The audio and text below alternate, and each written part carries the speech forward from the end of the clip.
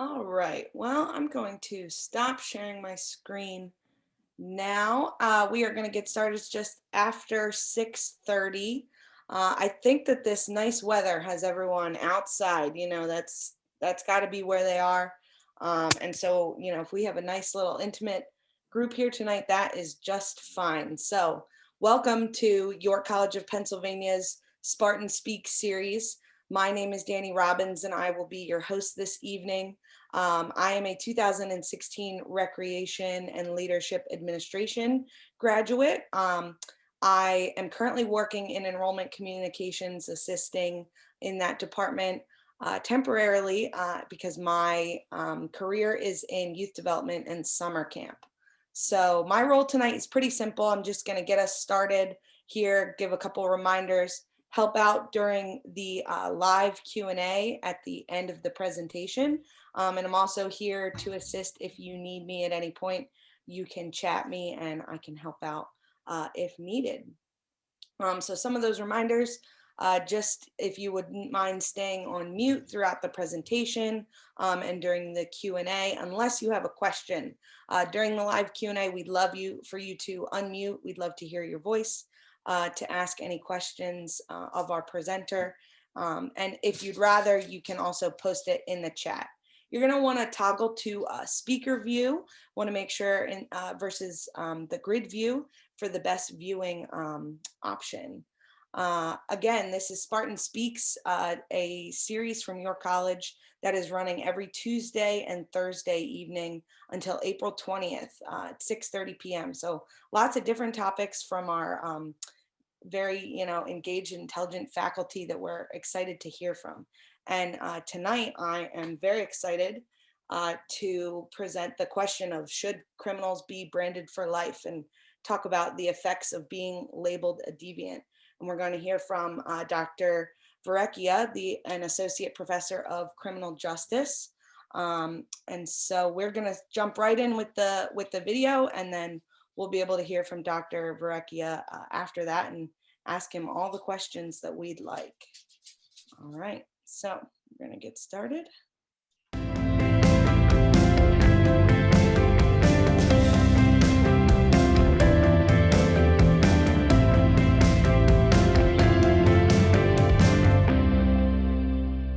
Good day. My name is P.J. Verrecchia, and I'm an associate professor of criminology and criminal justice here at York College of Pennsylvania. I am from Pennsylvania, born and raised, and after I graduated from college, I worked as a juvenile probation officer for about 5 years. It's a job that I loved, and one of the things I loved about was I got a free master's degree. If you're a juvenile probation officer in Pennsylvania, or if you work for a county juvenile detention center, you can earn a free master's degree. I took full advantage of that, and after I got my master's degree, I was offered a job with the state.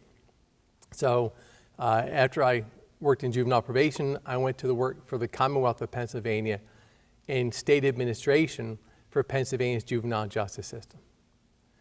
Now, my job was at a university, and I had to teach as part of my job, but it turns out I love teaching. So I found a part-time PhD program, kept working full-time, kept teaching part-time in the hopes that I would be a full-time professor someday. And in 2006, York College was kind enough to make that come true. I teach a number of classes, among them statistics, senior seminar, where students write their senior thesis, criminology, juvenile justice, and examining terrorism. And when I teach criminology, one of the things we talk about is deviance. And one of the things I love about teaching here at York College of Pennsylvania is that when I say we, I mean we. We have smaller class sizes, so it allows for wonderful interaction and dialogue, not just between me and my students, but the students themselves. Now, deviance is nonconformity to a given set of norms that are accepted by a significant number of people in a community or society. So norms are tricky because they're not necessarily written down like rules and laws. The truth is we don't know if we violate a norm until we get a reaction. If you were to look at a syllabus for one of my classes, I have very strict rules about classroom attendance and participation. But it says nothing in my syllabus about eating or drinking in class. So we do something called norm testing. You come to class the first day with a cup of coffee and a bottle of water. And you drink in front of me. I don't react. You assume you can drink in my class. And I don't mind if students drink a little something in my classes. So we continue to norm test. Maybe the next week you come in with a cup of coffee and a bagel. And you eat and you drink. You watch me. I don't react. Okay, I can eat and drink in here. So the next week you come in with 2 bags of food and you pull out hamburgers and milkshake and French fries and soda. And I say, what are you doing? You say, well, I've been watching you. When I eat and drink, you don't react. Therefore, I can eat and drink in here. I say, okay, yes, but now you brought in too much food. I don't want you eating and drinking so much that you can't take notes. Little something is fine, but you've crossed the line. Now, I'm not angry with this student because they didn't know what the norm was, right? We don't know it until we violate it. But then I do something called socializing that student, so now they know the norm. I socialize the student in front of the whole class, so now everybody knows the norm. So when criminologists use the term deviance, they mean it's a violation of norms. Now, Howard Becker in 1966 described it this way. It is not the act itself, but the reaction to the act that makes something deviant. So Becker might even have said, well, there is no such thing as a deviant act. In and of itself, no act is deviant. Only when it's reacted to does it become a deviant act. Now this speaks to the relativity of deviance, because different groups have different norms. What is deviant to some is not deviant to others.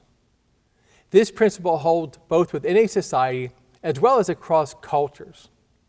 Therefore, acts that are acceptable in one culture or in one group within a society may be considered deviant in another culture or by another group within the same society. Now, this is important. To define an act as deviant is to say nothing about whether the act is inherently good or bad, moral or immoral. To say an act is deviant is to say only that it violates the norms of a particular group of people at a particular point in time. Well, therefore, a crime can be considered the violation of norms that have been written into law. In other words, we take these expected behaviors, these norms, and we decide, well, they should become a law because all society really needs to adhere to these. So when criminologists use the term deviance, it does not mean that they agree that an act is bad, just that people judge it negatively. Now, to be considered deviant, a person does not even have to do anything. Irving Goffman in 1963 used the term stigma to refer to characteristics that discredit people. Goffman argued that the stigma of negative social labels can work to spoil a person's identity. Goffman put it this way: a stigma is, quote, any attribute that discredits a person or disqualifies him or her from full social acceptance, end quote. So, hence the relativity of deviance, but once you get that label, you get the stigma, you're disqualified from full social acceptance. Let's say somebody drinks so much alcohol and then they drive their car. They get arrested for drunk driving. Therefore, they get the label, and maybe they lose their license, so they cannot drive if they want to. Maybe they can't get certain jobs. That stigma of being labeled a drunk driver disqualifies them from full social acceptance. But it's not that simple, hence the relativity of deviance. What about norms of ability? Years ago, I worked with a gentleman who had a bad stuttering problem. And we were out one time, and I said, well, let's stop here and grab some lunch, a fast food restaurant. He said, I'm not going to go in. I said, come on, just grab a bite. He said, I won't go to a fast food restaurant at lunchtime. I said, why not? He said, well, the way I'm treated. You know, I go to order and I stutter, so it takes me a long time, and then people will yell at me for taking a long time. My stutter gets worse. Now, if you're thinking to yourself, hold on now, stuttering is not a deviant act. Becker would say, go talk to someone who stutters. Ask them how they're reacted to within society, and then tell me if it's a deviant act. Okay, so it could be even what Goffman called involuntary memberships. What if you have a family member who commits a felony? Well, now your label is relative of a felon. You didn't do anything yourself. Your family member did, but it doesn't matter because you still get that label. See, norms are important because they make social life possible. No human group can exist without norms, for norms make social life possible by making behavior predictable. Norms lay out the basic guidelines for how we should interact with others. Norms bring about social order, which is why deviance often is perceived as threatening. Deviance undermines predictability.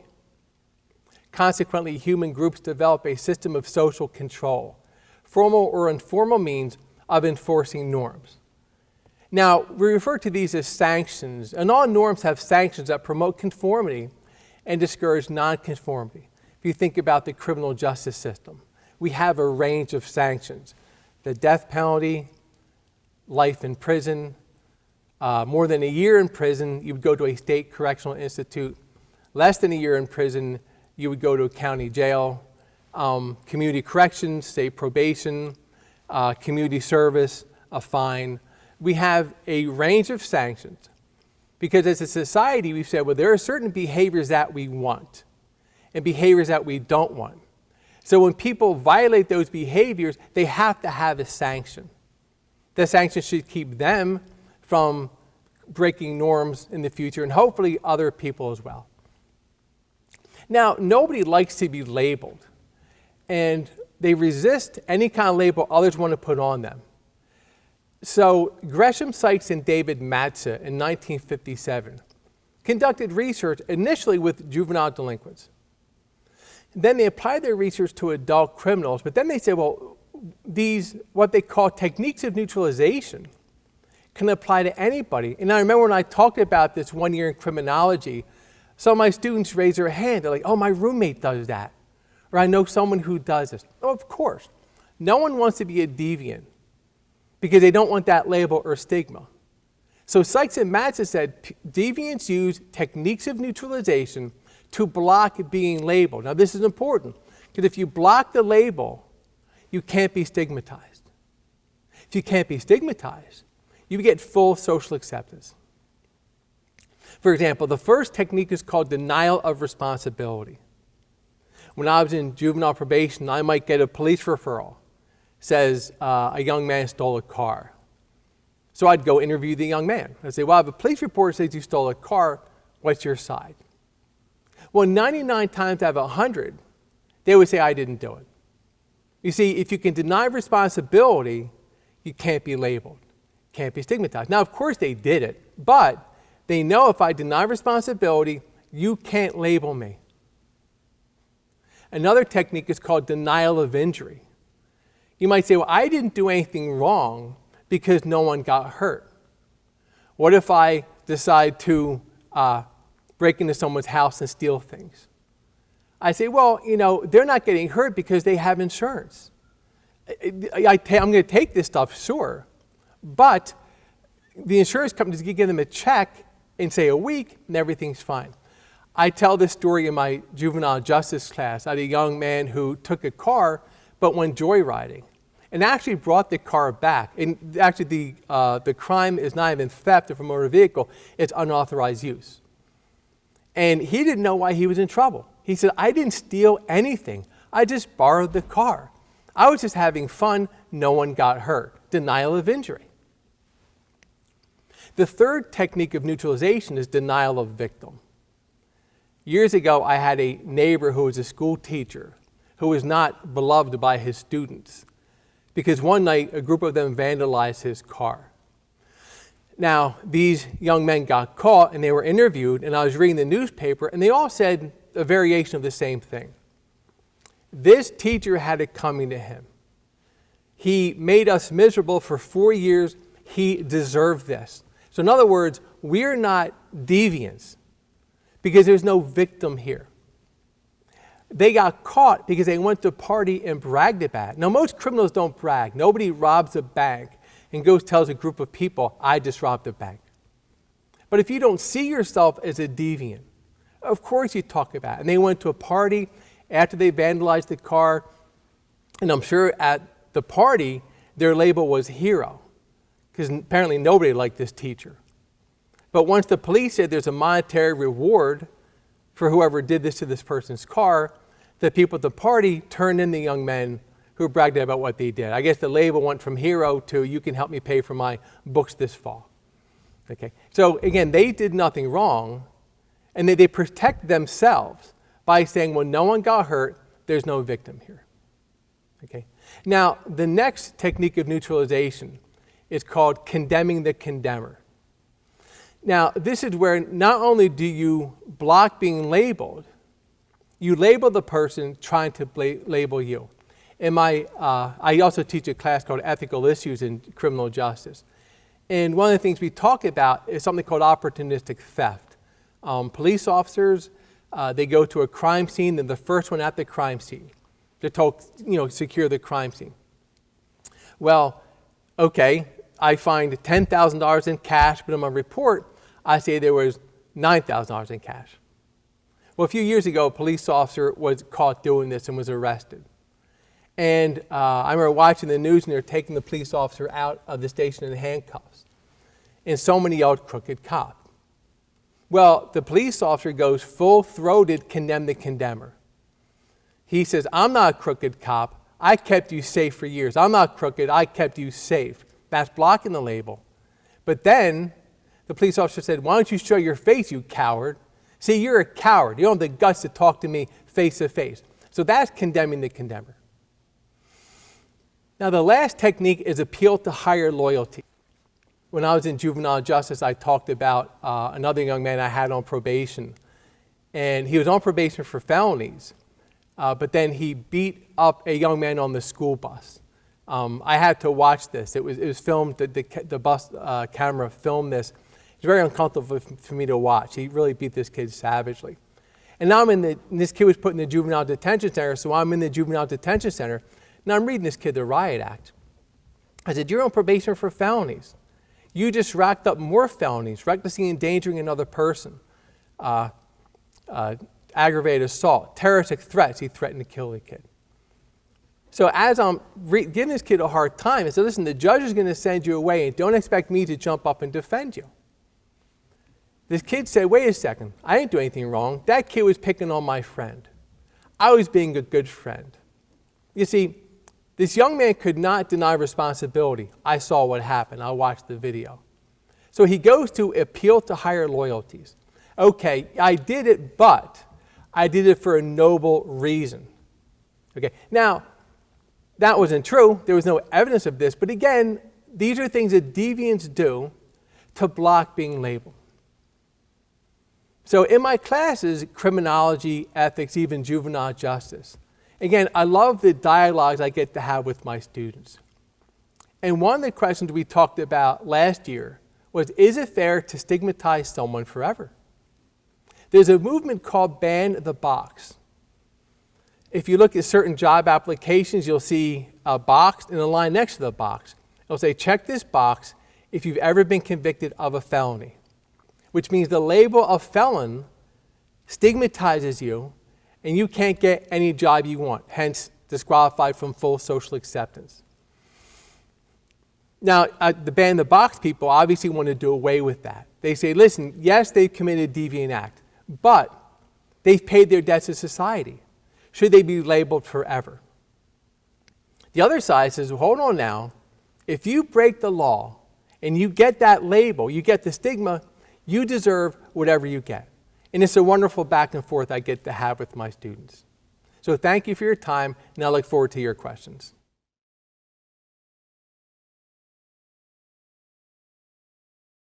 All right, so thank you for that video, Dr. Verrecchia. If there's usually toss it back if there's any, kind of wrap up or anything that you want to add on to the presentation. You can go right ahead.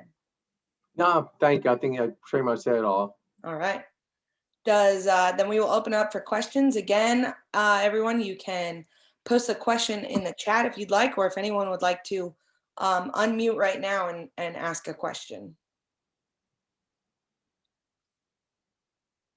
And if we don't have any takers right off the bat, I'll go first. I actually just recently learned about the ban the box legislation and all of that. I'm glad that it came up. I learned about that and I had a camp law and ethics class in my graduate classes. And I know that I believe in Pennsylvania, it's Philadelphia and York are actually like the two main cities, which I think is interesting that York is included there. And just wondering what kind of conversations or compelling reasons that your students or that you hear from people for or against. Right. Well, that's an interesting question, Danny, because I started here in 2006, and the ban the box movement wasn't alive then, but we did talk about stigmatizing for life. This has been around since the 60s. And I've seen the answers changing. My students now are much more in favor of banning the box, but not for reasons I thought at first. I thought, well, maybe they're more compassionate, what have you. They don't think it's necessary. They think with the internet and technology, you can find out about people like that. So they think it's more of a humiliation for someone to have to put that in the job application. They say we don't need it because anything you need to know.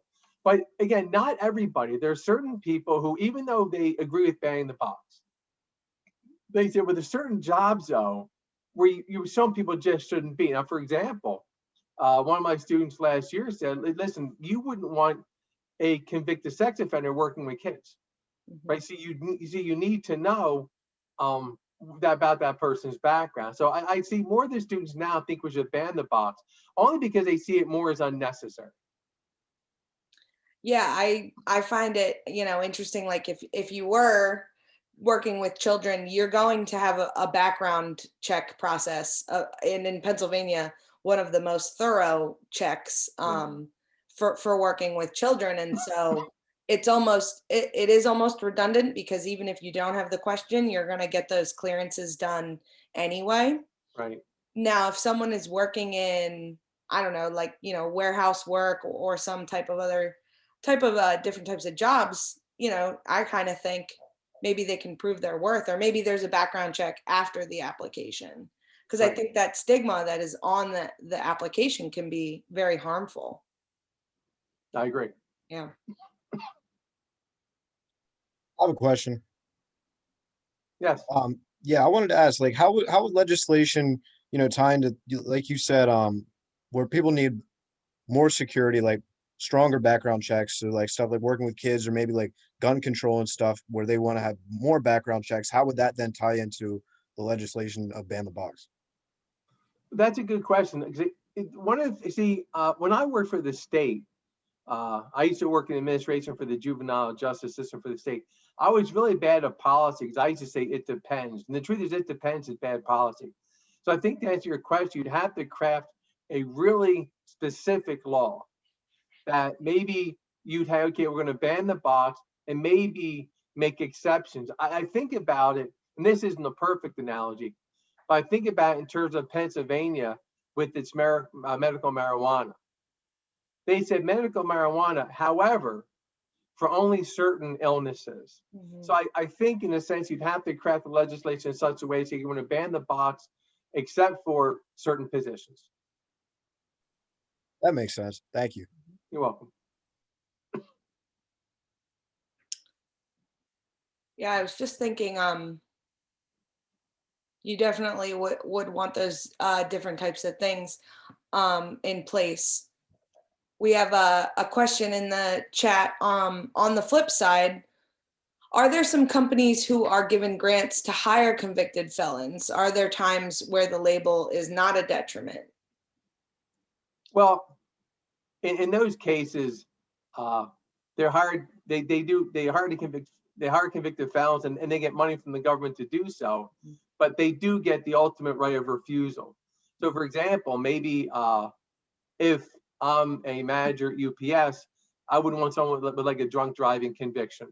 So I wouldn't have to necessarily hire them. But it is important for people to get a chance. So the government wants to encourage a second chance. So there's a monetary incentive there. Mhm. Makes sense. I think about the psychological side of it, and the self-fulfilling prophecy of, you know, being labeled a deviant, and having that conviction, and what that does to people's, you know, their psyche of like, I am this, and I keep getting turned down for jobs, and that it just keeps kind of snowballing. Yeah. And I wonder if that is something that um, that is spoken about in the criminal justice realm, you know, that sort of the psychological part of it. Well, you know, it is. But whenever we would have these discussions at the state, you always have balance that with public safety. And sometimes it comes down to utilitarian, which we know isn't the best ethical system, but utilitarian system is always the easiest one. Yes, one person is going to have some self-worth issues, maybe some psychological harm, but if you're going to protect, say, 100 people, how do you weigh that? So, Yeah, very true. One more question in the chat. Thank you all. Keep them coming. Have you seen a lot of changes over the years in what is considered deviant behavior? Do you think that is improving or getting worse? I have seen changes in what's considered deviant, just from the dialogues I've had with my class. For example, in gay marriage would be an example of one where when I was in college in the 1980s, it rarely came up. Then later on, we'd have discussions. Now I see more people being more accepting of something like that. So that's not necessarily a deviant label. Whether that's, but on the whole, I think that obviously there are exceptions. I do think people have kind of redefined what is deviant, but keep in mind that's the whole thing behind deviant behavior. You know, things that used to be flat out illegal became like mental disorders, and then nothing at all. So society does change in that way. It does. I've found that the change, especially in the world of gay and LGBTQ and all of that, and how it's come where you could be, you know, beaten up and arrested, to now it's basically celebrated in most spheres. It's very interesting, and to learn about how that change happened, and why other things are still considered deviant is very interesting. Right. And let me just jump in, Dave, because you know, in 2015 in the Obergefell decision, gay marriage was made illegal, and my students totally okay with that. But then I said, what about polyamory, multiple marriages? And they put on the brakes there. So again, this might be, you know, God willing, I'm still here 15 years from now. I'd love to look back and think how that conversation would go. So. I agree. Yeah. Another question in the chat. How does deviant behavior connect to the developmental stages of children? Could labels of deviance come from educators only? Well, that's a great question. And it's one of the reasons why the juvenile justice system has strict confidentiality. The fewer people that know about this, the better. Juvenile records are sealed. We're not supposed to, you know, talk about them. And but your comment about Jonathan, if I may use your first name, his conversation about educators is interesting. One time when I was in juvenile probation, I had to get school records from a school not too far from where Danny grew up, actually. And I walked into the office. I had what's called release of information form, and the two administrative assistants were talking about a kid I had on probation and his drug use. I said, excuse me, you are not allowed to be talking. First of all, you shouldn't know this. Secondly, you shouldn't be talking about that. So it's interesting because as strict as the confidentiality is and protected, people know, educators know, counselors know. And that's why when I had a kid on probation, I would make a deal with them. I'd say, I need you to sign this release of information form in case I need grades or disciplinary reports. However, I don't want to use it. So if I need anything, I look at mom and dad and say, you need to get it for me. If you don't, that's when I would use it. So again, we talk about things slipping through the cracks. That's one of the things it does. Yeah, that definitely seems complicated. I mean, you like to think that most educators they want what's best, but again, if a kid is labeled deviant, then they may think that what's best is out the window or doesn't apply, which is kind of sad. Yeah, I sorry if I could say something. I asked Go that ahead. question just because I took criminal justice last year, and we talked a lot about like kids in school, and they would be whether told at home or told by their parents repeatedly that they're a bad kid, so then they start to believe that they're a bad individual, they make bad decisions, so they have no problem then continuing to make worse and worse decisions. So that's why I asked that. It's a great point, and I know that like when I was in juvenile probation, we were trained to be behavior focused. You know, what you did was bad. You're not a bad person, but what you did, we need to, you know, make some changes in the decisions you make. That's all. Yeah, Mhm. I understand. All right. Thank you. Oh, you're welcome. We have any other questions or any other topics to jump onto? We can certainly deviate. We want to. I can give a hair care seminar if necessary. It's not very long, but Me too. Well, I certainly very much enjoyed the presentation, Dr. Verrecchia. Thank you thank so you. much for your time. Thank you all for being here. Like I said, I'm sure people are out enjoying that 65-degree weather, and we can't blame them for that. So again, everyone, we are running Spartan Speaks episodes every Tuesday and Thursday evening at 6:30 p.m. Until April 20th. On Thursday, in 2 days, we will be hearing from Rory Kraft, professor in the philosophy department, about the topic. The question in mind is lying in medicine okay? So another interesting one for sure, and we hope that we can see you all there. All right. Thanks again, Dr. Verrecchia. Have a Thank you all great very night. much. Thank you. Bye-bye. Thank you, Professor. Thank you. Thank you. My pleasure.